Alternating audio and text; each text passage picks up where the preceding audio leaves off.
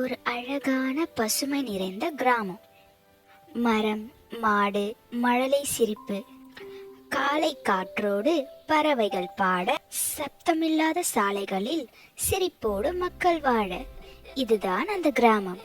அந்த கிராமத்தில் ரவி, மீனா மற்றும் பாட்டி ஒரு சிறிய வீட்டில் வாழ்ந்து வந்தனர். பெரிய வசதி இல்லை என்றாலும் இருப்பதை வைத்து சந்தோஷமாக வாழும் குழந்தைகள். ஒரு நாள் பாட்டி, ரவி, மீனா மற்றும் நண்பர்கள் வீட்டில் தூங்கிக் கொண்டிருந்தனர். அப்பொழுது மீனா ஒரு கனவு கண்டாள். கனவில் அவளை சுற்றிலும் கலர் கலராக அழகான பலூன்கள் தெரிந்தன.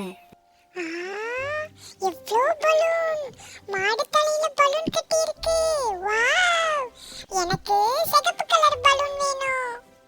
நீல கலர் பலூன். ஜாலி.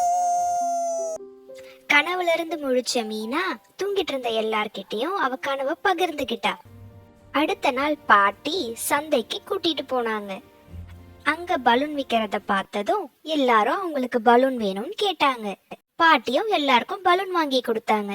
அதை வச்சு விளையாடிக்கிட்டே வரும்பொழுது பலூன் மேல பறந்து போச்சு.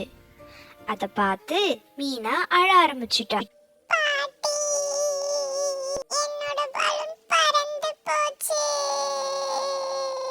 கவலைப்படாத, நான் உனக்கு பலூனோட குட்டி தங்கச்சியை காட்டுறேன்.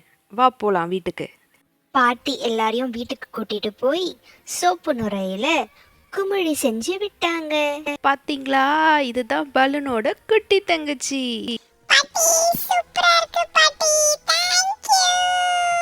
பாத்தீங்களா குழந்தைகளே, நம்ம கிட்ட என்ன இல்லைன்றத நினைச்சு கவலைப்படக்கூடாது. இப்ப நம்ம கிட்ட இருக்கிறதுக்கு நன்றி சொல்லிட்டு அதை வச்சு எப்பவும் சந்தோஷமா இருக்கணும். ஓகேவா சப்பீஸ்?